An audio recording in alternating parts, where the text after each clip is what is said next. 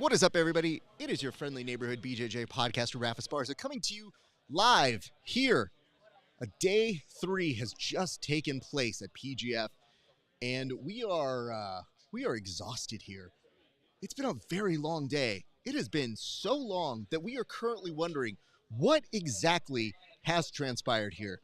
There was one particular moment that caught the eyes and ears of everybody here and put all of the action to a halt. Let's go and roll this clip and see if you can see the problem here. Of course, you have Paul Ardilla trying to get a finish and looking really good, maybe thinking that he might get an armbar here. But as we all know, armbars are less points than a kill. Thus, a triangle choke is in the mix. So as Paul's deciding this, the audience is on their seats wondering where it is that they are going to go.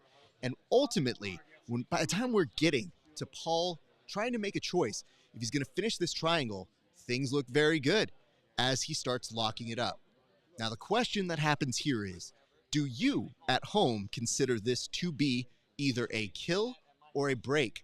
Because in the last few seconds that you're about to see here, it is open for interpretation, and it definitely had people stopping to check with the refs and the judges to figure out if they would award this as a kill or as a break. Ultimately, it was ruled as a break tonight, but that's going to be a topic of discussion for us here at the show. Ladies and gentlemen, don't go anywhere. You're watching the PGF After Show.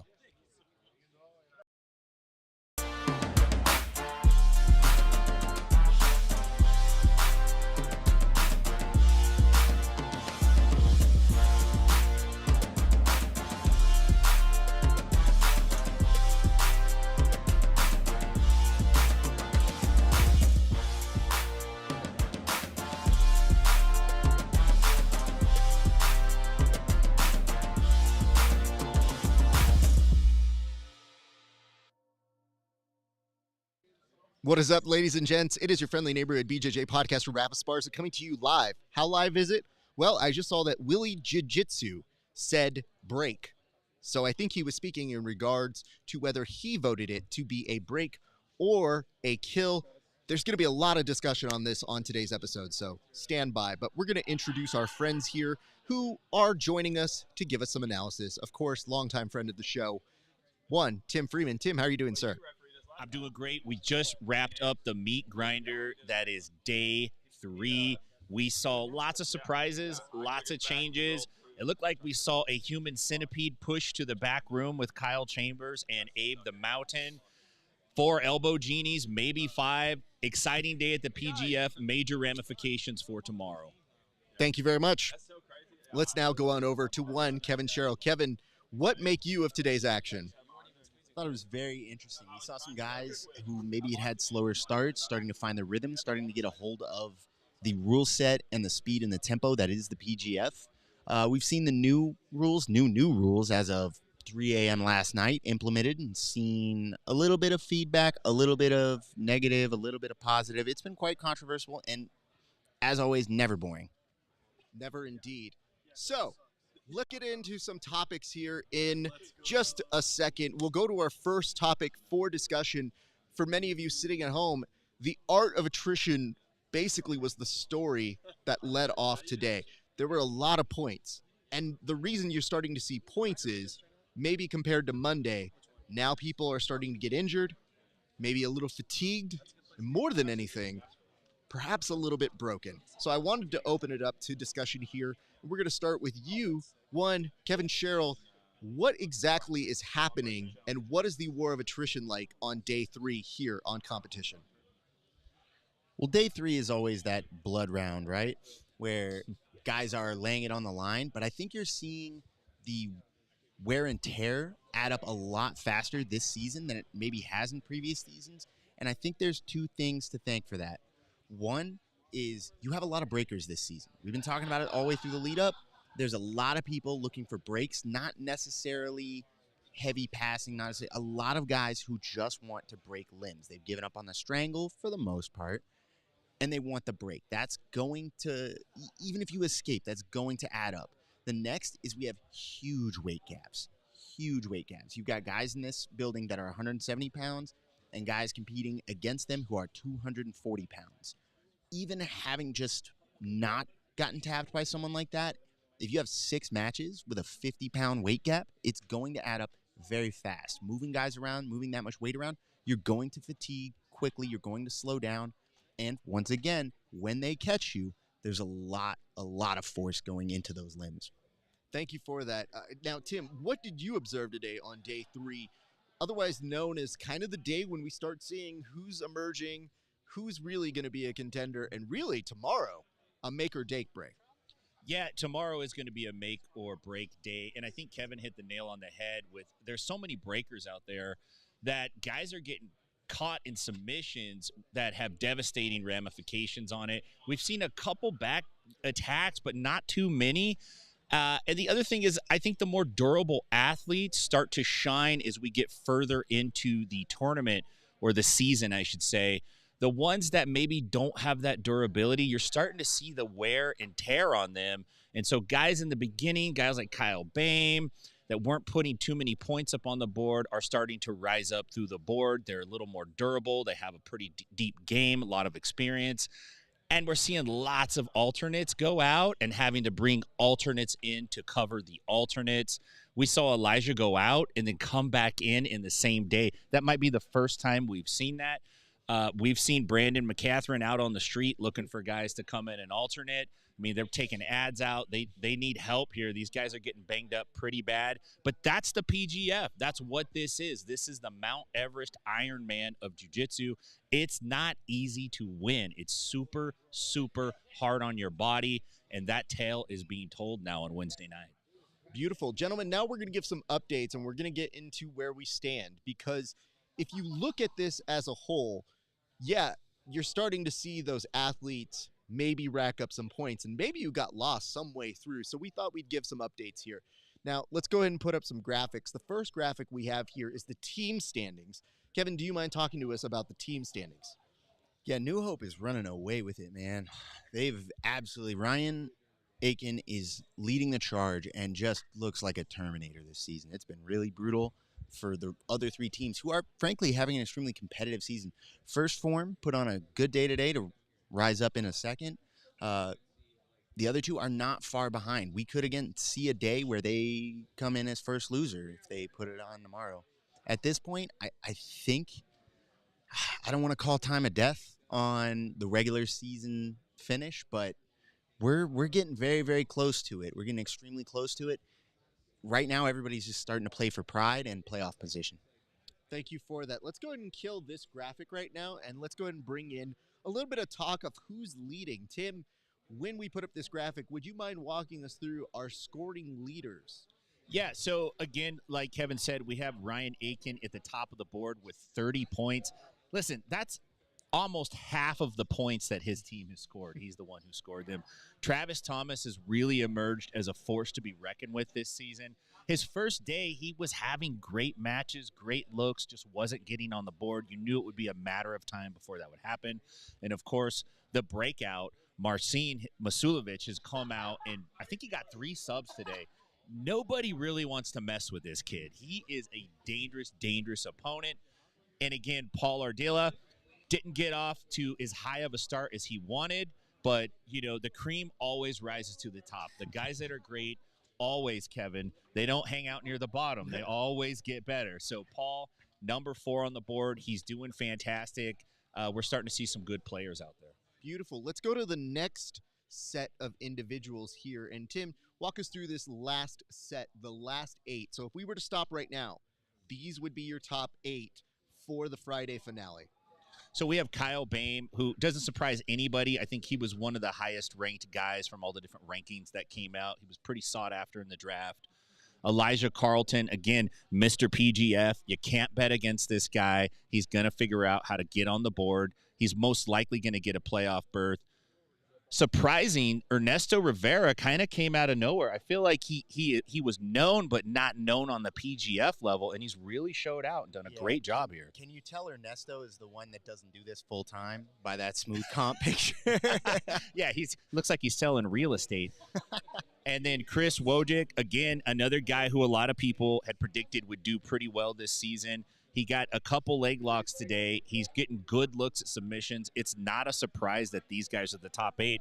I just wonder as the team situation starts to develop, if you'll see guys on second, third, and fourth place teams maybe not fight as hard, and that might actually have implications on who makes a playoff berth. Appreciate that. I have one more graphic, and I'll go and handle this one. If you see what's happening here, these are kind of your next outs. They aren't necessarily out of contention, but they do have to put in some work tomorrow.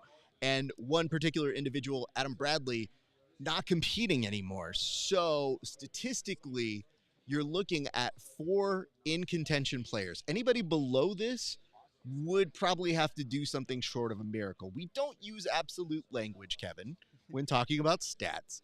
But if you're looking at who could sneak in and potentially give some run for the money to Ernesto, there's a couple people at 7 and 8 with him and Wojcik probably feeling okay, but a little on edge. So Bradley, Davis, Kyle, and Abraham are very much in play. It's just going to take some work. Yeah, a single triangle could put Kyle Chambers into the playoffs. It's really very close still. Absolutely. Adam Bradley decides he's not hurt, comes in and strangles him. Decides. Yeah, just makes the decision and goes, you know what? Nah, what's a knee? Comes in, strangles one guy, he's in the playoffs. Never forget, Davis Asari was like, I don't believe in knee breaks. Yeah, I'm just saying. I'm good. Turns out getting broken is a choice. Ladies and gents, we got one more topic here. We'll get to this, and then we're going to get to some friends here on the show. But this is the idea of staying consistent. Now, this has perhaps been the biggest discussion point we've seen from the athletes out there, which is some of them are wondering what the consistency is for getting any kind of particular calls. That's why you've seen so much interaction with them and the refs. We didn't really see too many coaches challenges today, but there have been lively discussions. So I wanted to ask from your perspectives, gentlemen, is there anything in terms of staying consistent with the rulings that you have seen, or do you have any suggestions going forward? I'll start with you, Tim Freeman. Well, I think the most important thing they're consistent about is they are constantly meeting with the athletes every day, trying to make sure that everyone understands what they're doing, and to also tweak and kind of change and recalibrate these stalling calls based on what makes the best product. Unfortunately, sometimes you have unintended consequences. You create this rule or this idea that seems great in your head, but when you see it play out in action, look, athletes are going to game the system as much as they possibly can. And when one does it, somebody else will do it, the word will spread, and everyone will be doing it. So the PGF is really working hard to cut back against that. I think the reffing was more consistent today. There were a couple things in terms of the stoppages when the flags came out that I felt like probably could have been more smooth. But overall, I thought it was an improvement, and I think they're moving in the right direction. Thank you for that. Kevin, do you have any notes regarding the consistency? Yeah, as somebody who's not being hit for stalling this season, I kind of think the inconsistency has helped create action. As Tim was talking about, athletes will game the system. It's not a bad thing. Gamesmanship is a part of sports, right? We've all seen in basketball people pulling for that and 1 point or the flop or whatever, right? Any game you can game. So I honestly see as an athlete, it was extremely frustrating last year trying to deal with an active and adjusting rule set. This year, there's been very little consistency day to day, match to match, even in the same positions, which a lot of the athletes are rightfully extremely frustrated with. But as somebody who is not currently sweating in a rash guard, it has created a lot of intrigue and interest. Gentlemen, I appreciate your knowledge and your discussion on that.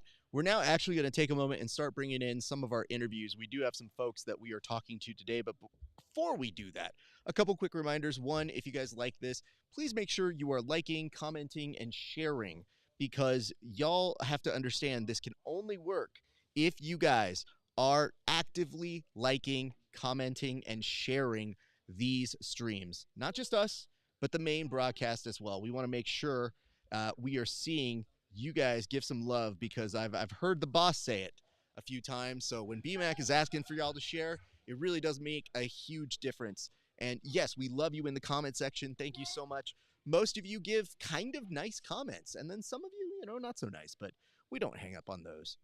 Our first guest today is been brought in as a specialist for one of the teams, and we had inside intel. We had somebody who was saying not only was the stuff that they were teaching being used in the actual competition, and I thought, well, listen, it's not every day. You're going to get a 5th degree black belt joining us, a very accomplished wrestler, and a judo black belt who I guess you can make an estimation as to why some of those techniques may be finding themselves on the mats. But please welcome to the show for the very first time, one Ricky Lundell. Ricky, how are you doing, sir? Oh, I'm doing great. Thank you for having me on. Well, the pleasure is all ours, sir. How did you become involved with the PGF this season? You know, I've been with Pedro Sauer for 31 years. He's been my coach since 1992, and we started talking. He said, "Hey, we're doing this unbelievable tournament. You got to get involved. We want you on the team." So he told me to get involved, and I'm glad I did. I mean, I'm glad you did too, because when I saw you were here, I go, oh, well, that's a really good snag. Like, that's a really smart thing to bring you in as a specialist to help. And like I said, we had inside knowledge that you were starting to get some of those techniques and implementing them. So kudos to you, sir, for that. Oh, thank you. What have you seen, like, here? Like, what has drawn your attention? Why the PGF, and what has made you so interested to be specifically here this week? I'm really excited about the PGF because I think it's a platform where guys get one-on-one attention with the audience, and people can really take a look at their game. You guys allow them to work a lot longer than other situations. Also, it cuts through the advantages and all the different stalling tactics that are out there. I like the energy brought and the team camaraderie. You know, it's not just an individual sport, but it's a team sport, and that really creates a different dynamic. It makes it really exciting. Well, you're looking at the wrestler here, and yes. there's an unspoken Yes. bond. But, you know, we're usually jealous of wrestlers because there's a rule set that everybody seems to adhere to. You know, there's a little bit of an understanding of, hey, we need action. Sometimes in jiu-jitsu, we don't have that. Do you think that we are getting closer to solving that as an issue here with the rule set that we have? I think in this organization, we are getting closer to that. I think there's a lot of organizations that actually are trying to push away from that dynamic completely, and they lose a lot of the dynamics that comes with wrestling. And you really need it all. When we're looking at grappling, you need it all. You know, and I think that we're getting a new age grappler that's becoming very dynamic and very special. You can see it here with every one of these athletes. I mean, we have some of the best athletes in the world sitting here on this show, and they're showing how dynamic it all can become. And it's great to be part of this right now, especially while it's on the rise. I think it has a great future. Well, thank you. That is so wonderful to hear because we didn't do any of it. We're just here to enjoy and celebrate it, but we will take the credit. Yes, of course. Nonetheless. Tim, did you have any questions, sir? Yeah. Can you share what your advice was for the team? Like, what kinds of things did you offer them based on what you were seeing?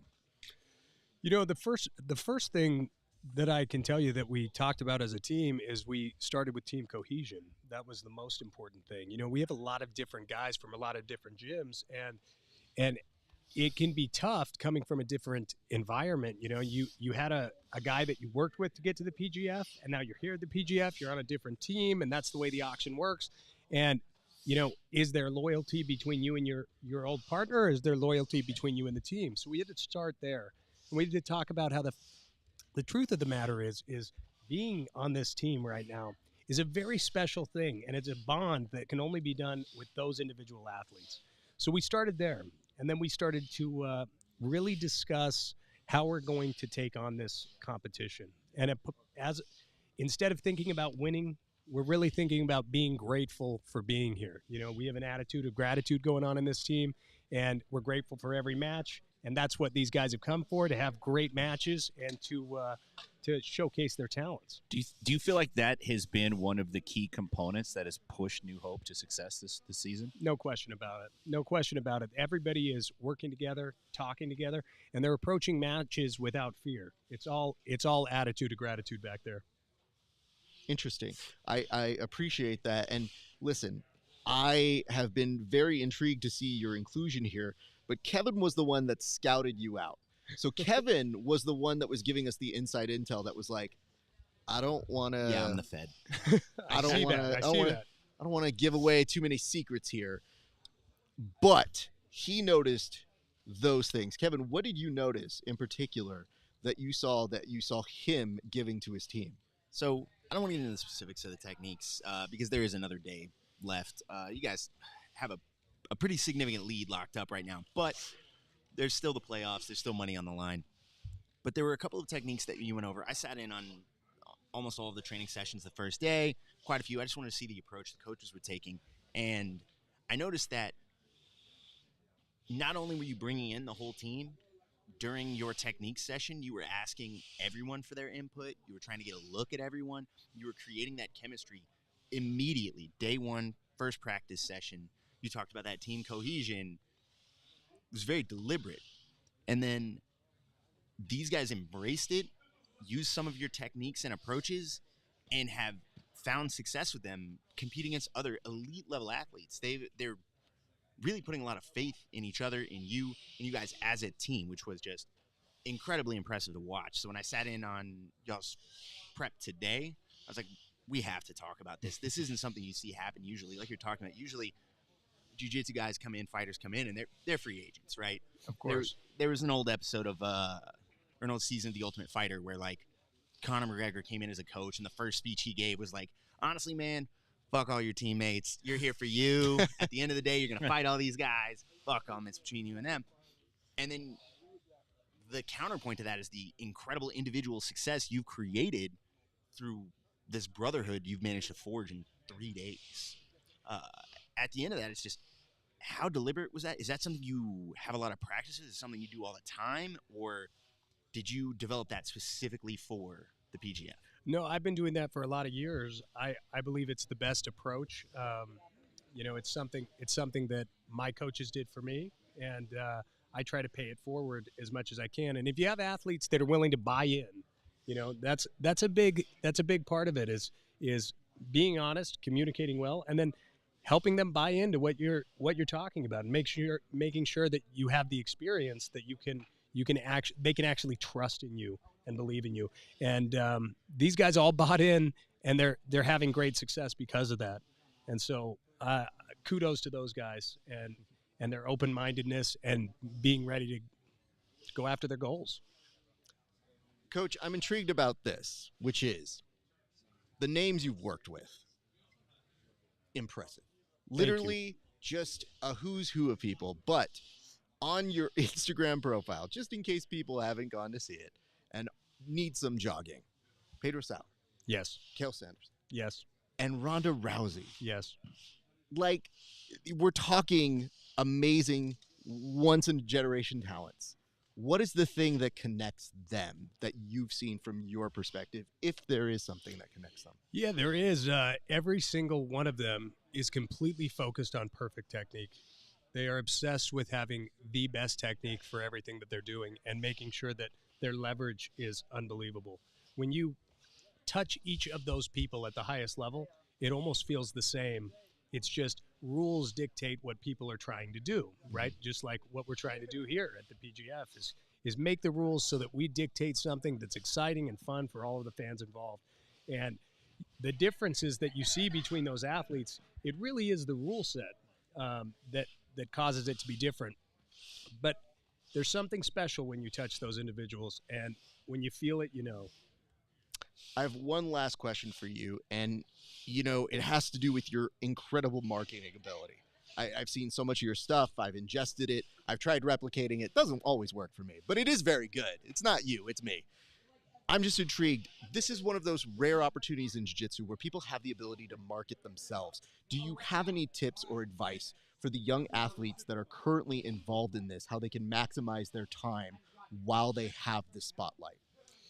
Yeah, most importantly, whenever you get the opportunity to market yourself, you got to do everything that is honest about you. You got to stay in alignment with who you are, and when you do that, people will naturally gravitate towards you that are like you, and those will be your long-term fans. Those will be the people that'll stick by you.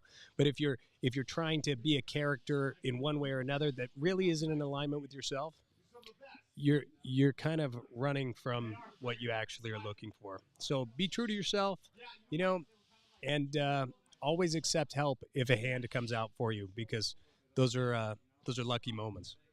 Truer words have not been spoken. Well, listen, Coach, I want to let you out of here, but we were very happy to see you as part of it, and I'm even happier to hear that inside intel that we got that, you really do care about these athletes and that you really are in a short time making a difference for them. And we wanted to give a little bit of a shout out to that. And it really does go a long way. And I guarantee you they are going to start paying it forward. So you really are creating a new chain. And for that, we say a sincerest thank you. Thank you, guys. Thank you for having me on. Appreciate you. Thank you so much, sir. Please enjoy the rest of your night. Thank you. Thank you. All right. Ricky Lundell, everybody. All right, we are going to get to our next guest shortly, but as we do, we want to give a big shout out to our good friends over at Salt Electrolytes. Salt Electrolytes, ensuring that we do not die. I mean, legitimately. Tim was on a deathbed a little bit earlier, and an IV and Salt Electrolytes revived him so that he is able to do this show and to be just fine. We're so happy to be joined here in just a second by a new guest. Now, full disclosure, we promised you this guest yesterday, and he actually had a good reason that he was not able to join us. But we are happy to have him tonight. So if you saw it yesterday and you're like, where is he? Listen, we didn't lose him. He didn't try to burn us. We're stalkers. We'll find him. It's not hard to find people here. But he made news when on day one, he unfortunately had to drop out. And then magically today, he is back, my friends. And we are excited because he is somebody who is always a good time on the mat. So ladies and gentlemen, please welcome for the very first time. First of all, sorry for yesterday. You didn't even let me screw up your name. I was going to screw up your name and do that. Don't say sorry yet. Hold on. No. You know what? I win this one because I'm not going to screw up his name now. Andre, thank you for coming. My pleasure. Can you please tell me how to say your last name? Because I screw it up all the time. So, Porfirio? Porfirio. Okay. Yes, So I think I screw it up less than I think I do, but in my head, I always second guess it. No, that was amazing. Okay. That was really good. But second of all, I heard the reason why. Yes. I'm totally fine with that. But we do get concerned, and then concern turns into anger, and then we hear what happens. We were like, oh, well, he was being a good guy. He was helping out a teammate. So I cannot be mad at that. But, sir, how does it feel to be involved in the PGF? Because I got to tell you, when I heard you were involved, you're very good. And I'm always intrigued to see how people with your skill, with your stature, do in this rule set. So tell us how you got involved. No, I'm really happy to be here on the PGF. And since the last season that I got to watch the whole season on YouTube, before that I was watching already. But the last season I actually watched every single episode and like live and then after rewatch again because it was such an amazing event. And then I had on my mind I have to be on the next one. I cannot be out of the next one. Hopefully they're going to do my weight. And they actually did. And I'm like, man, I have to be on that. But I start to see PGF posting the other guy's poster. And I'm like, man, I don't got invited. I need to find a way to get in there. And I'm like, what am I going to do? And then I tried to text Brandon, but he has a lot of followers and he was not following me at the time. So I couldn't talk to him. I couldn't send him a message. So I'm like, you know what? I'm going to go all the way down to his Instagram on like 2010 pictures, like they have no comments, no likes. And I start commenting there. Brandon, I send you a direct. Brandon, I send you a direct. Gotta look at the message. What a great idea. This is a great strategy. Well played, sir. Nice. And even then, he was not able to see, or he saw it, he just ghosted me. I don't know. Delete. And then I'm like, but going down his pictures, I saw a picture with him and Star Lord that organized the Zapatero Invitational. And I'm the current absolute champion in Zapatero. I have a good relationship with Star Lord, Josh Leduc. Shout out to him. And I told Josh, man, I have your number, brother. I need you to talk to Brandon because I need to be on the next season of PGF. And he's like, okay, I'm going to talk to him, blah, blah, blah. And then he spoke with Brandon, and then finally Brandon answered me back. And he's like, man, the roster is full, but I have one more spot that I invited a guy. In case this guy don't accept, you are in. 30 minutes later, he called me, man, good news, you are in. I'm like, bro, let's go. Wow, 30 minutes later? 30 minutes later. Wow, that timing. If you didn't do all the things you did, you might not be here. I will not be here. I will not be here. Initiative pays off, kids. Just keep note of that. Oh, yeah. But I want to come back to this. You mentioned you had to be in it. I want to know why. Because you're accomplished in other ways. Yeah. You've done great things. Was it the money? Was it the opportunity? Was the challenge of doing something this insane? Because it's insane to do this many matches in this short of a time. Oh, yeah. So what drew your attention? I love to fight. I already fought in every single rule set. Like, not a lot of Brazilians like submission only, like ABI or Midwest finishers, and I'm one of the only Brazilians who competed on this circuit. And I do really well. I won the Midwest already 3 times. I have the Sapateiro Invitational title. I won ABI already. And when I saw PGF submission only, that matched really well with my game style. And of course, I love to fight. I always tell my friends like I like much more to compete than to train. If I don't have a challenge in front of me, I don't actually gonna train as hard because I like to train, but I need to have a goal. Yep. I don't like to just train for fun. And I'm like, when I saw PGF, I'm like, man, nothing better than that to motivate me to improve and to work hard on my submission aspect, and made me get better with my back chokes, made me get better with my guillotines because I knew only locks would not be enough. Yeah. I'm just sad I couldn't show everything that I had because I injured around the first minute of the first fight, but I'm sure I will be back, and this experience here made me see that jiu-jitsu is growing a lot. From back in the day competing to win $200 at small tournaments to now like having the opportunity to not just one guy but couple guys win $20,000, maybe 40 if you win the bracket plus the team. So I'm really happy with the improvement of jiu-jitsu and see that I'm on the right path with the right people around me as well. Before I open it up to the gents, I do want to ask, the first match, what were you feeling after that? Because everybody comes to this with a mentality of like, man, I want to go show out.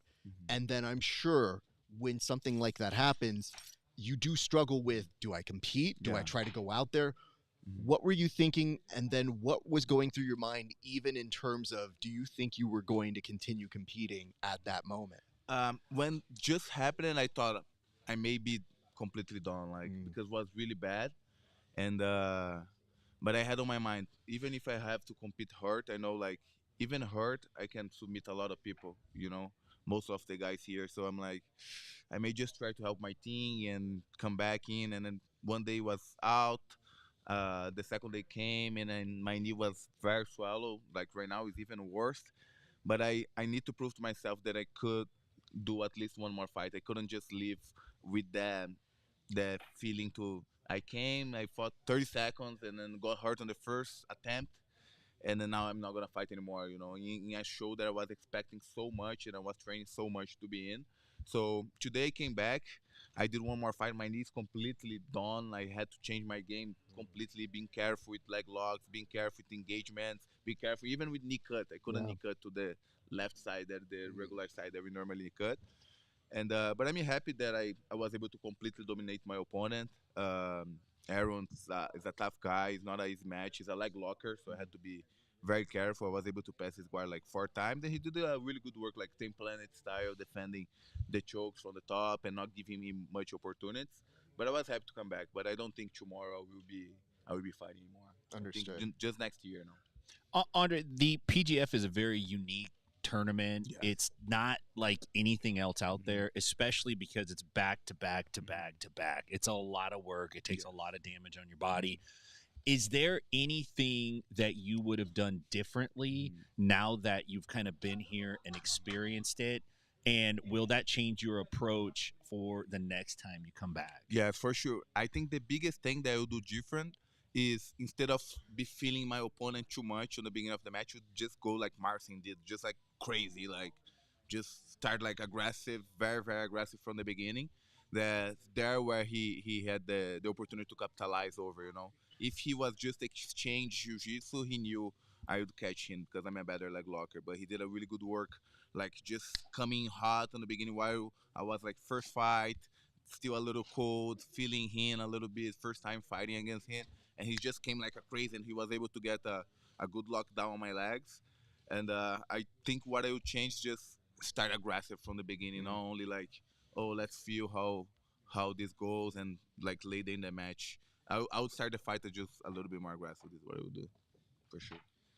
Yeah, I think, man, I don't want to hit you while you're down, but yeah, I really do think that the injury in the first, minute of the first match was a huge bummer. I'm not sure you saw when the way too early rankings came out by Egg, the stats guy. I saw. Super you saw. That was a very clear. No, I'm familiar with those rankings. Everybody watches the rankings. So I DM'd. I think they came out. They hadn't been out 30 minutes, and I DM'd Egghead directly and said, "I think you were at 16." And I said, "Andre, No, I was 13. 13." And I said, Oh, And Marcin was 18. Marcin was was 18. 18. Yeah. I DM'd him directly because we've been on a few of the same shows with Midwest Finishers and stuff like that. And I said, Andre Porfirio at 13 is fucking insane. Yeah. I think it was verbatim what I sent him. I was very excited to see you when I was highlighting the shootouts that were going to happen this year throughout all the elite leg lockers. I was like, man, it's going to be very, very interesting to see how these leg locks play out. So I really hope we get a chance to see you back here whenever they circle back around. Yeah, absolutely. When the weight classes circle back around, you got to be on that short list. I will be, and I will win. I don't know why they still put me as an underdog as much, because I already won No-Gi Awards as a black belt, IBJJF. I already won like all these underground tournaments like Midwest. You have wins over several of the guys that Several are of the guys, currently in the playoffs. Exactly. Out of the Ryan Aitken, we fought 9 times. I lost 2. I beat him 7 times. I beat Elijah Carton. I beat who else on the? Ernesto. I beat Ernesto. I beat Brad Schneider. I beat. You've had matches with Chris Wojcik, right?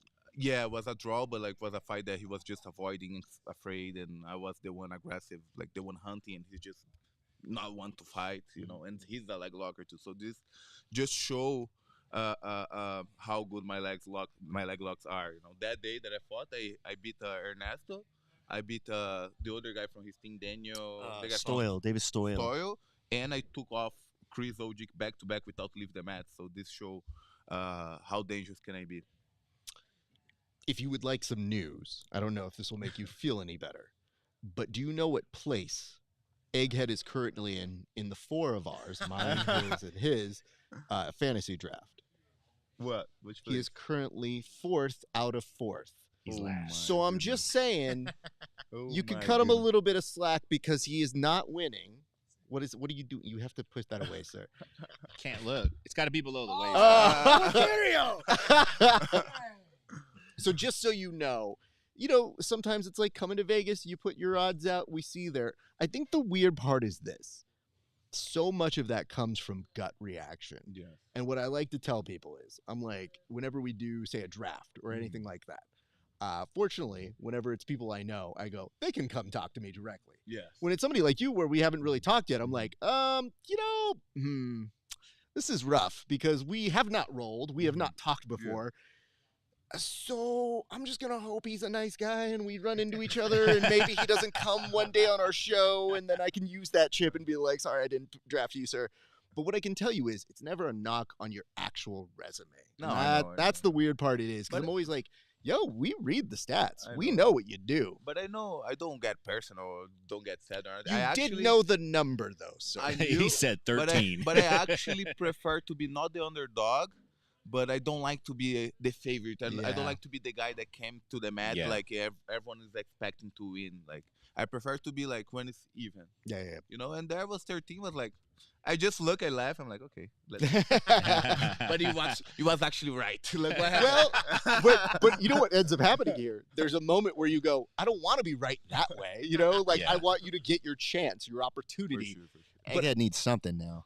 But I would say this.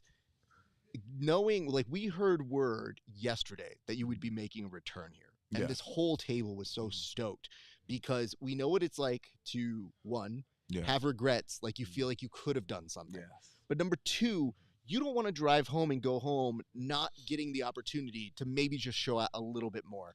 And I felt like for today, it was at least no matter what happens from here, it's just like you got your taste of it. Mhm. And I guarantee you that makes you work all the harder to come back because I'm sure you have to be one of the names in consideration to come back again. So No, I want to be back, and I know like next time I will do much better. Like it's impossible not. Like if I do worse next time, man, you will hold on. I think Hold I on. retired. Let, Just no, gonna be no. teaching in my school, and that's it. But Sir, we will say this right now. There is no way you will not do better because I know what you're like as a full revved up machine. And if you're saying you're going to come out guns a-blazing, it's going to be a very interesting dynamic that happens. And it was just so annoying because I've been competing submission only and everything. Like for so long, and it's been more than 5 years that I don't got hurt like that right at the Yeah. beginning. Just waiting to Kuwait, fought on the highest level against guys from Dagestan, fought against Kentei Vamoto over there, won there like the tournament called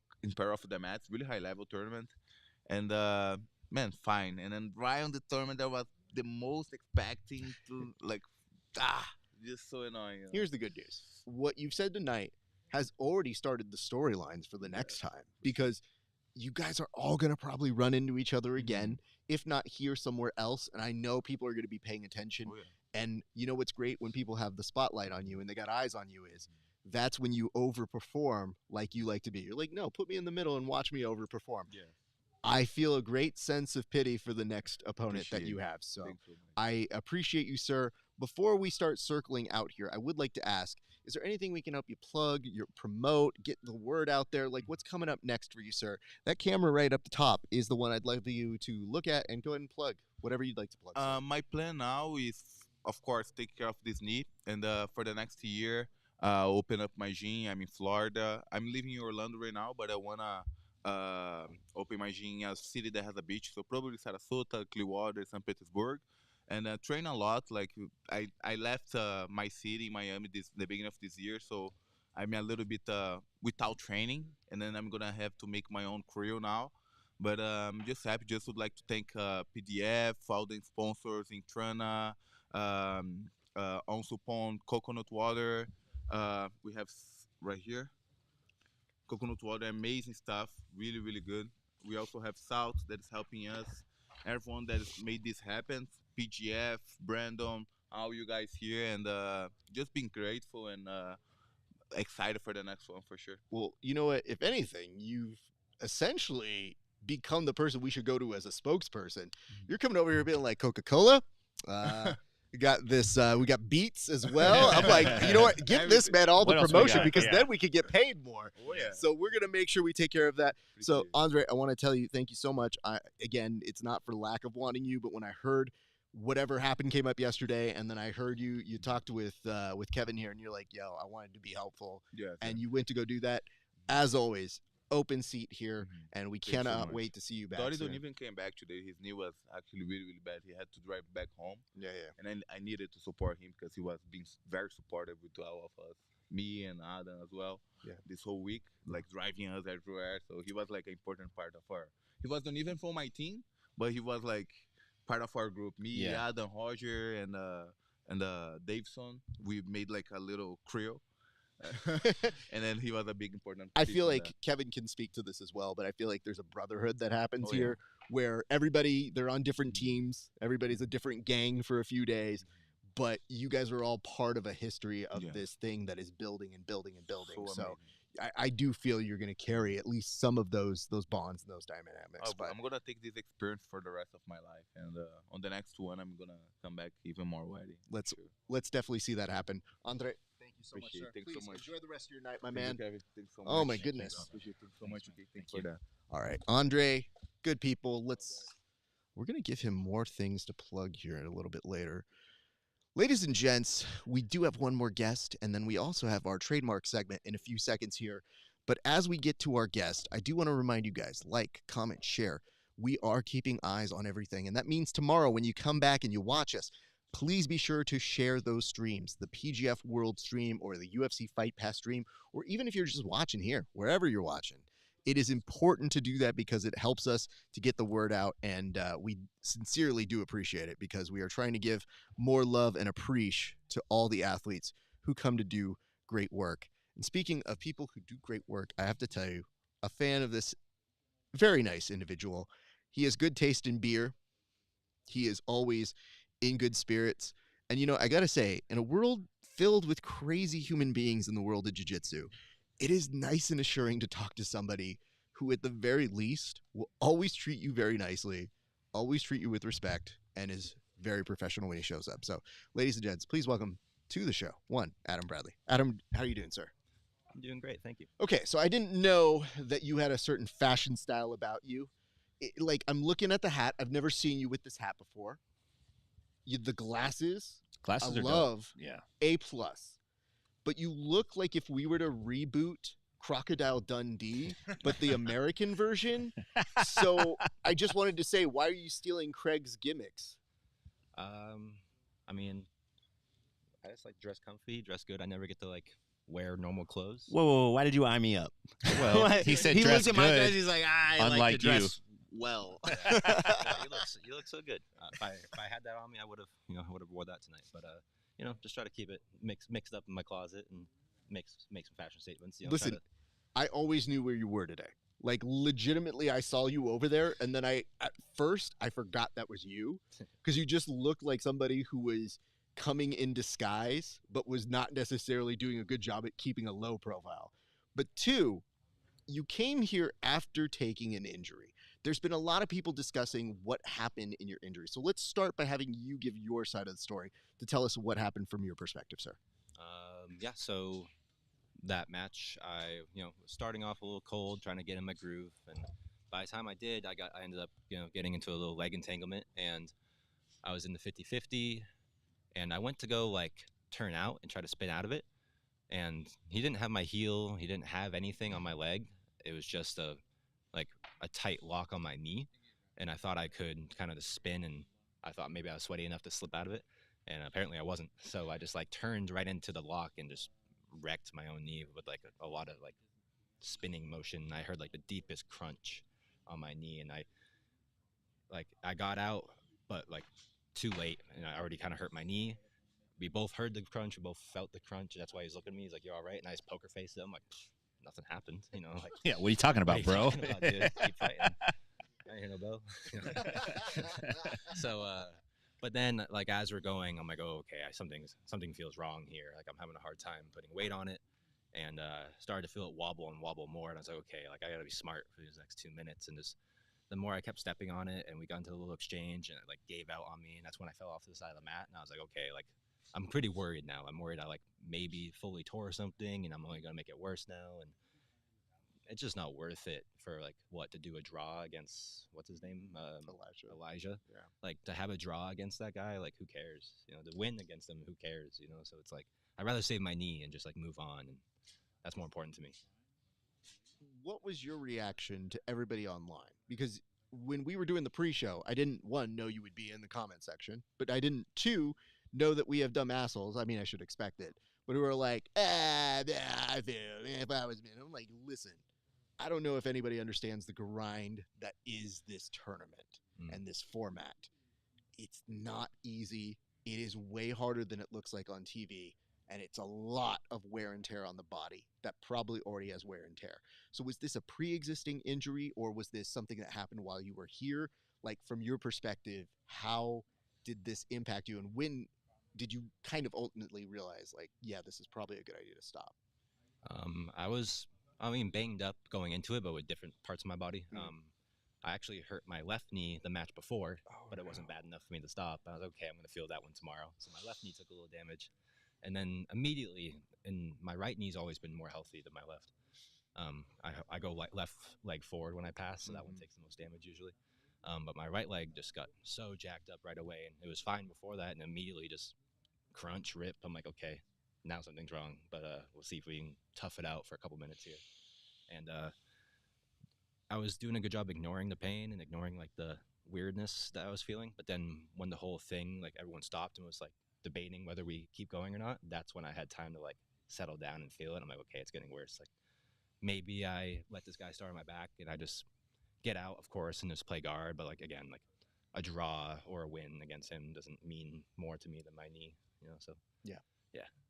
It's weird because from a mature perspective, you're making a responsible decision that in jiu-jitsu, to fans sometimes, is like, well, that's not responsible. That seems irresponsible, or it seems dumb. But I think you're, from what I could see, you were hobbling, but you could still walk, which is better than not being able to walk, right, which is a distinct possibility when you continue that match. So I'm glad that you at least aren't completely out of commission, but it did make it, I'm sure, hard to describe or figure out if you were going to do it. And is that when you decided you were going to have to pull yourself from the tournament, or were you still weighing it all the way till today?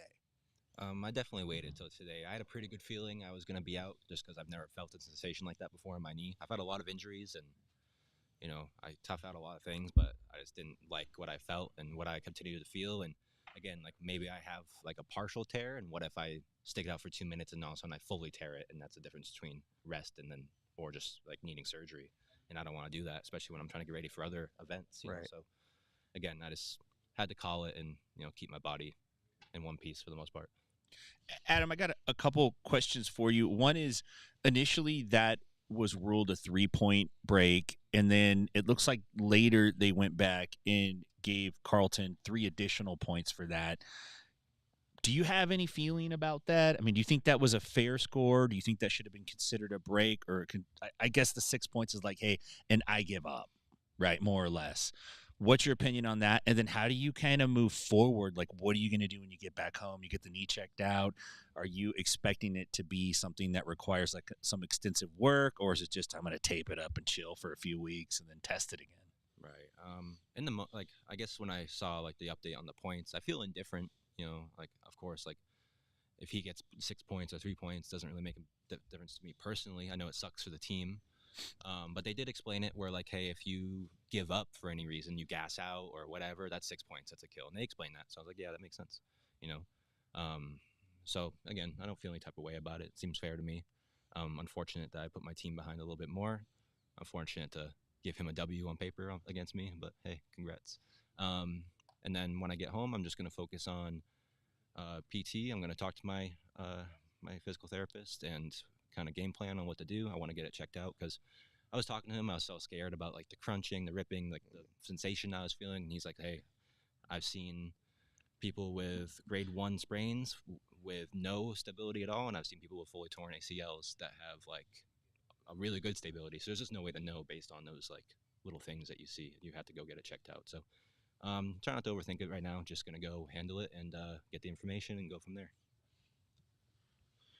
Well, these guys have been extremely polite, and I know we're talking about like your knee, potential injury, your athletic future, but we have to talk about something extremely serious, address an elephant in the room that nobody's talking about, which is hats or glasses.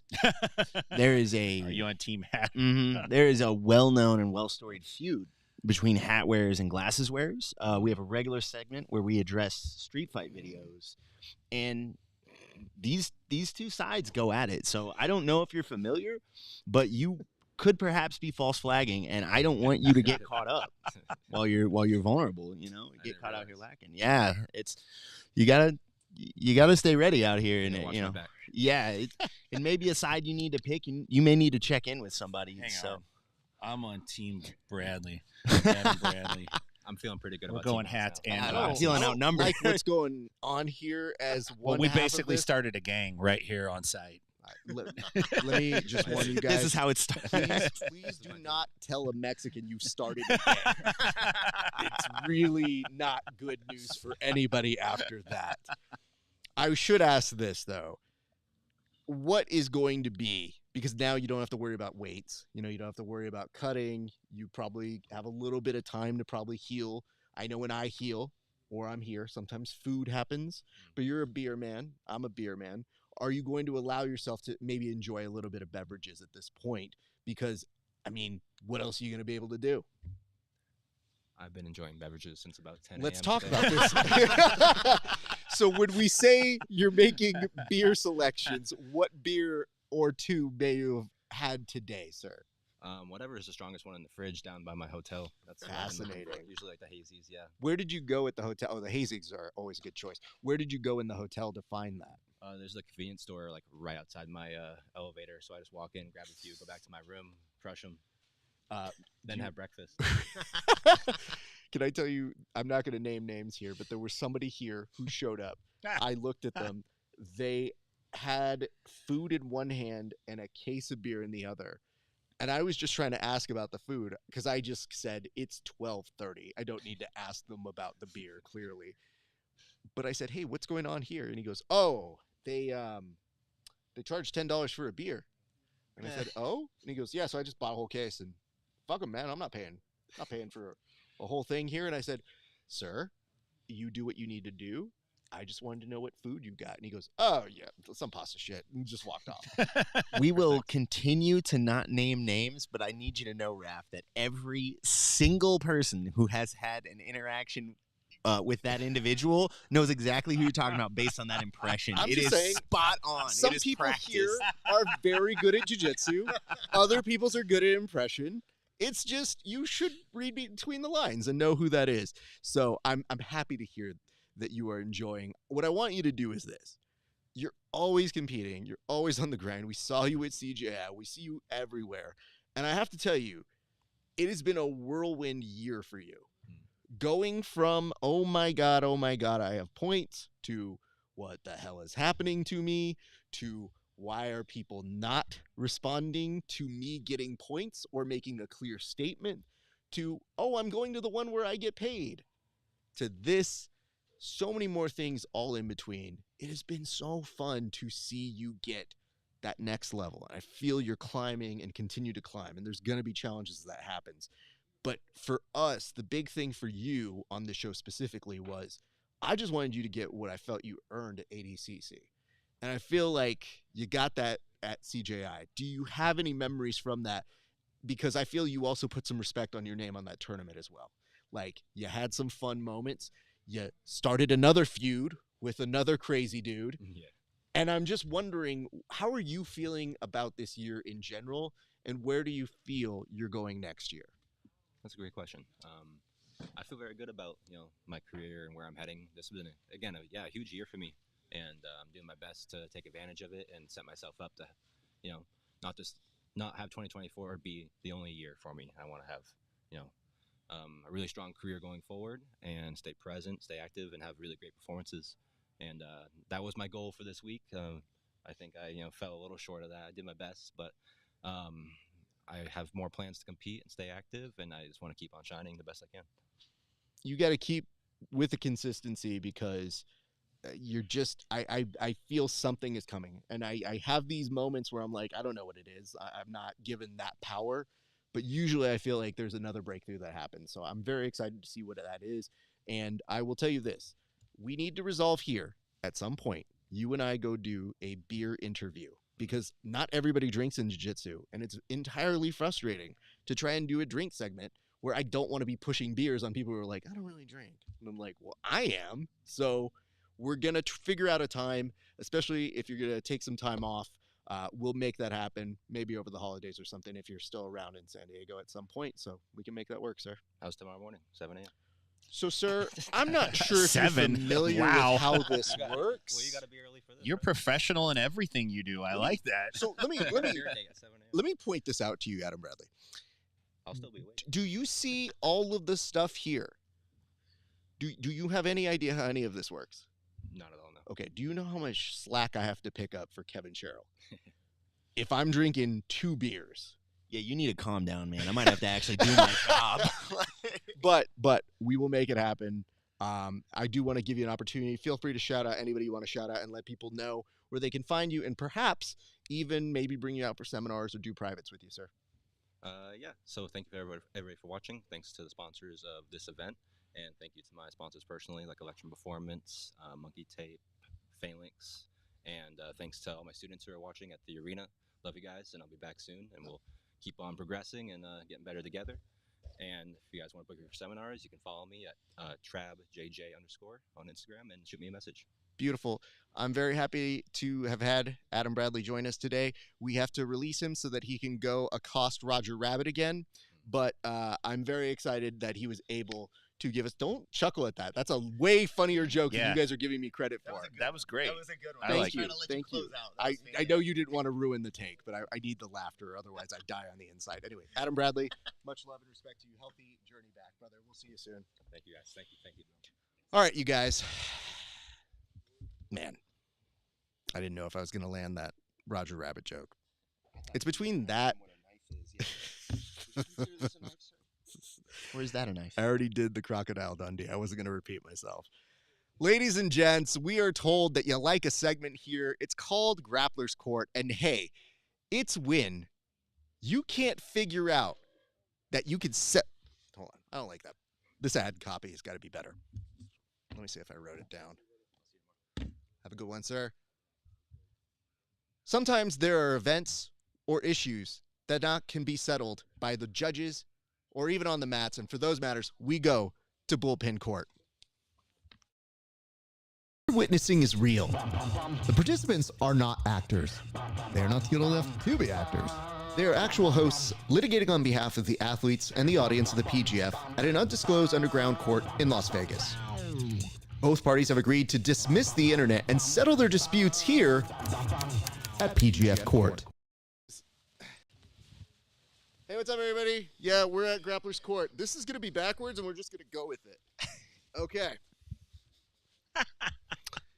Here's what we're doing here tonight. Ladies and gentlemen of the jury, today we will be discussing an important thing that happened at gameplay tonight at the PGF. I would like for you to look at this following tape. Earlier, we mentioned in the cold open that there was a moment where we were trying to figure out, was this moment with Paul Ardilla, or Ardilla, whatever you want to call him, he changes it by the day, was this a kill or was this a break? I want to show you this match ending in full so that when you see our two participants here, one Kevin Sherrill and one Tim Freeman, you will be able to come to your own conclusions based only on the evidence presented by the two counsel here. Currently, looking at how he's getting this finish, you may think to yourself, triangle, maybe a choke, maybe that's 6 points, or maybe you are of the mindset that this was only a break. For these matters and much, much more, we will be now turning to the two gentlemen here at the table to get down to the bottom of this. Having seen it for yourselves, I now turn first with 1 minute on the clock to one Tim Freeman. So this is a cut and dry case here. The ruling on this was a break, and that doesn't need to change. It's easy to understand why someone like Kevin would overreach on something like this because he has a personal connection to one of the competitors. You've heard a bird in the hand is better than two in the bush. Well, you're going for two in the bush, and everybody knows when you go to the bush, you don't know what you're going to find. This is basically tappeth, snappeth, or nappeth. It's the rule of jiu-jitsu. It's common law. It's been around. It's in the Magna Carta. It's been around, you guys. I get if you're not cheating, you're not trying. Athletes are always trying to get more. The refs meeting was all about that today. There's no need to do this. This is not a Brazilian tap. No switcheroos. It was called clearly. It was an arm bar. You can see it. Paul went for the arm. Caleb tapped. It was ruled 3 points. Kevin's a liar. Kevin has not said anything, so he has not lied yet. It would be almost impossible unless it was based off of his appearance. So I will not hinder his brand in that way. Kevin, we will now go to your opening statement. Thank you, Your Honor. I'm here today to represent my client, Mr. Quesadilla. And I need to say that there are not only one but two ways that this needs to be ruled a choke, or at least 6 points. I'm happy with either. But I really think that we need to address precedent set earlier today in the match with Elijah Carlton and Adam Bradley, where we need to talk about the effect a potential joint lock has on the spirit. I'm here to say that Caleb Crump tapped to a broken spirit, chose to quit, and there just happened to also be an armbar in the mix. Potentially, allegedly, an armbar in the mix. However, I think we need to take a strong stance, second argument, against fraud. And what Tim Freeman is doing here is fraud. This man is a liar. He is wearing a hat in a courtroom that is against the rules. Put a stop to it. No. Thank you. Good Lord. Don't touch the equipment, gentlemen. All right. We're going to start with cross-examination. Kevin, you have 1 minute on the clock. Your time starts now. Tim, have you ever competed in the PGF? No. No further questions. No. Tim, have you ever been in an armbar triangle? Yes. Have you ever been in one where simultaneously the armbar and the strangle are applying at the same time? I can't recall. That's perjury for sure. I can't recall. You're a black belt. It was has good to have enough for happened. Ronald Reagan. Is it, It's good enough for is me. it I can't recall. senility or is it perjury? This is crazy. Who's to say? So you've never been in a submission where a strangle and a joint lock are being applied at the same time, perhaps a neck crank as well as a strangle? Let me think about it. No. He's stealing my time. I don't remember. It's all right. I'm giving you more time. What are you talking about? It's not my fault. You can't filibuster the court, sir. Listen, no, We're here for I don't remember. justice. I can imagine somebody getting caught in that, right? Okay, but you can not imagine. me. But not me first. I don't get caught. Wow. Those viewers at home, and Your Honor, this happens all the time. And you turn to your partner after you tap them, because that's always I'm tapping them. I've never tapped before. And you ask, was it a crank or was it a strangle? And it can be both. I would argue that we are supposed to give the greater of those two. If the triangle is on when he taps, you get 6. You get the strangle. Okay, thank you for your questioning. Tim, your cross-examination starts now. Kevin, can you read minds? That's extremely personal. Can you Can you read specify male or female? Can you read the mind of a male? Better than that of a female, yeah. So you can. What am I thinking right now? Both. No. No, I'm thinking about a Sonic wanna double go down. bacon cheeseburger with cheese fries and 5-alarm chili. What are you talking about? Are you in Caleb Crump's body? That's also extremely personal. What I do with my free time is my free But time. are sir. you in his body? Not currently. Did you ask for consent when you were? Always. Relevance, sir. Okay, I didn't think so. Listen, all you have to do is ask yourself this, Kevin. Answer this. If Caleb wouldn't have tappethed, would he have snappethed or nappethed? I would like to refer to a video where both happened. We had this on our show. We had a triangle armbar where both were applied. I would say if he had not tapped, he would have gone to sleep Okay, and he's gotten eating his into arm my broken. time right now. That's Your Honor. 9 points. Honestly, 6 is generous. All right, let's get to closing statements. This has almost gone on for too long. I'm going to start with you, Tim Freeman. Listen, I'm going with the official score. It was scored a break. It's a break. Kevin can't read minds. He's not inside Caleb Crump's body as much as he would want you to believe he is. If you followed this through to its logical conclusion, if Caleb doesn't tappeth, he snappeth. That's a break. He doesn't nappeth. That's all you need to know. It's not a kill, Kevin. As much as you want it to be, as much as you want to suck up to Ardilla, it wasn't. It's a snappeth, not a tappeth. That's all I got to say. Thank you for that. Kevin, your closing argument time begins now. It was both, right? You're in a triangle armbar. You are applying both. We should not allow someone to throw their arm out to take the lesser of two evils. The question is whether the triangle was on, and I think most people can see that it was. On a long enough timeline, he both snappeth and nappeth. That's 9 points. We are being extremely generous and only asking for 6. If Elijah Carlton can get 6 for heel hooking somebody, Paul Quesadilla can get 9, but we'll take 6. Thank you for that, gentlemen. I'm intrigued by both of your arguments here. I'll start with Tim Freeman. Tim, you actually were arguing for the status quo. Now, listen, you did go a little awry when you said 2 in the bush. Now, I want you to just really think about your wording choices when you're in court, sir, because 2 in the bush, if you were to look that up on Urban Dictionary, may come up with a different result than maybe you were intending.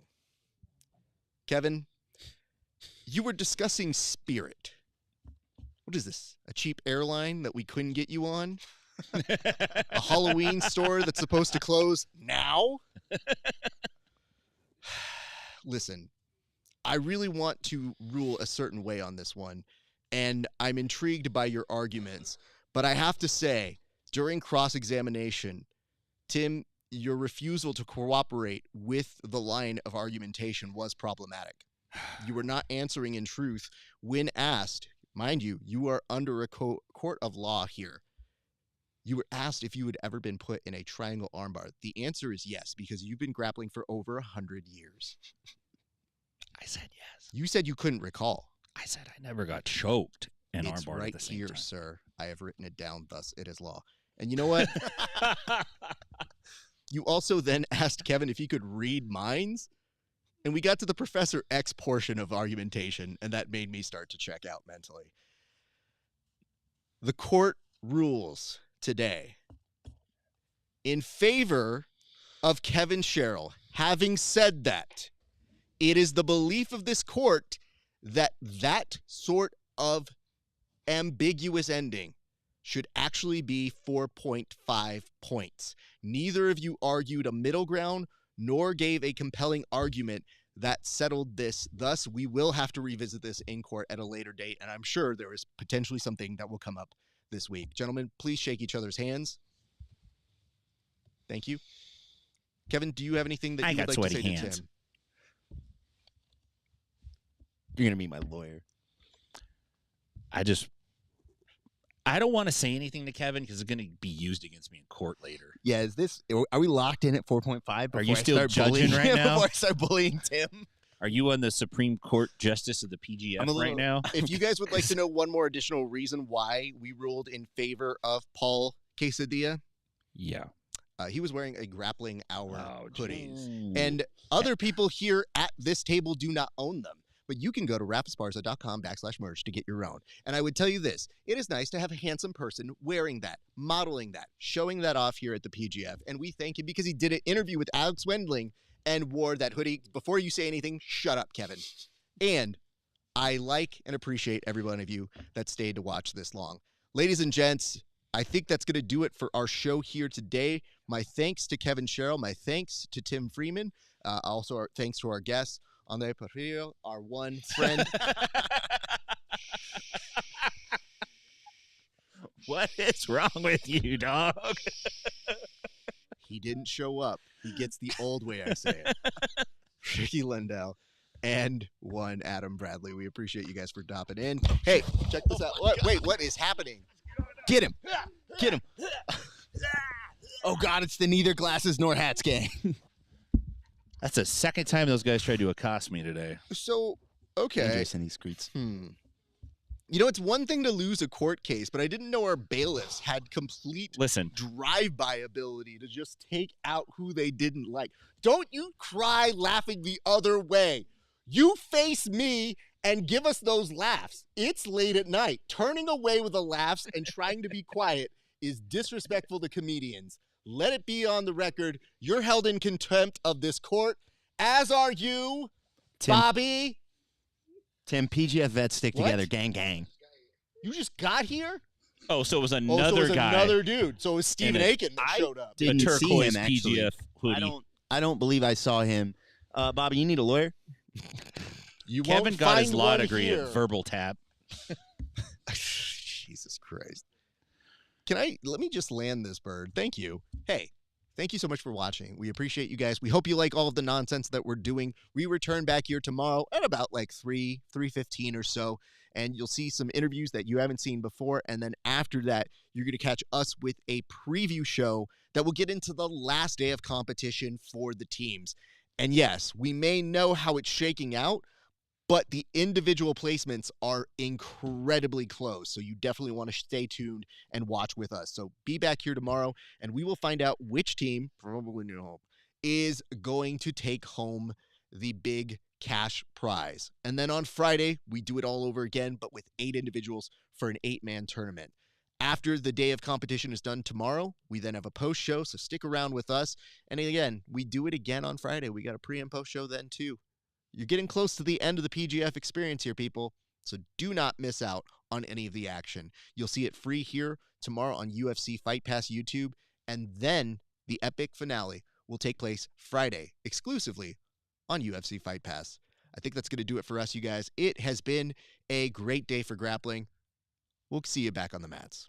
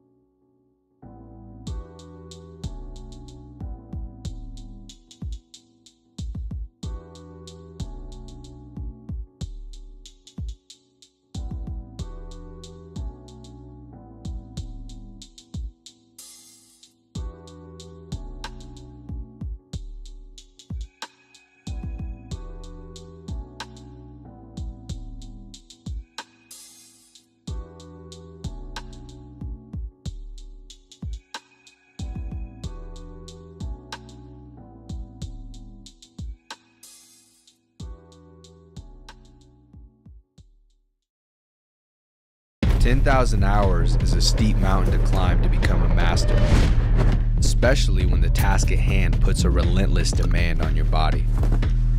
There is nothing casual about this sport. It's all in, all effort, all focus. It takes a lot from you, but the reward is unmatched. Mastery of oneself, an acute understanding of your weaknesses with an explosive sense of your strengths. Being able to complete the climb to mastery requires the proper nutrition. This is why it's important to take in a potent blend of electrolytes that is in tune with your output and brings strength to your goals. This potent blend is only found in salt electrolytes. Salt targets your depleted electrolyte levels with a boost of hydration and health. It gives your body the baseline recovery it needs.